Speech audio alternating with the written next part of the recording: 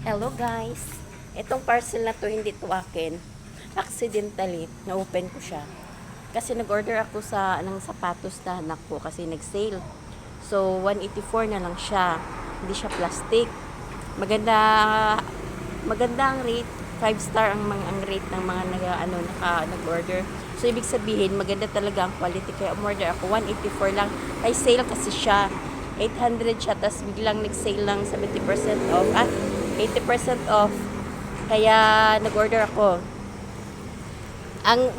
Ewan ko, doon ba sa amin sa Bacolod, pagka nagpa-deliver ng parcel, pag dumating yung parcel mo, talaga hanapin yung nag-order na ikaw ba si ganito? O kaya nasanay ako. Siya talaga, as in, binigay lang bigla sa akin, tapos nagbayad ako. Ay, sabi ko, bakit iba ang amount? Bakit iba ang amount? Sabi ko, may hidden agenda ba to? First time ko kasing nag-order sa Temo. Sabi ko, may hidden fee ba to? Ano ba tong Temo? Napaka-scam naman.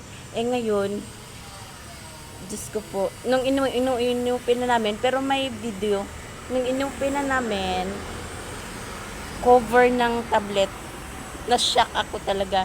Nawala ang sama ng pakiramdam ko gawa nung init kanina ba. Nainitan ako, sumakit ang ulo ko. Grabe talaga init kanina. Sumakit ang ulo ko nung dumating kay sobrang init. So nagpahinga ako, natulog ako.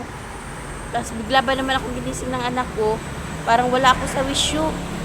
Kaya guys, kayo guys ha, huwag kayong tanggap ng tanggap guys.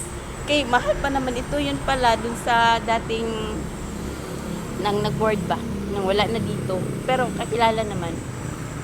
Kaya ito, lesson learned, magbasa-basa. Yun lang guys.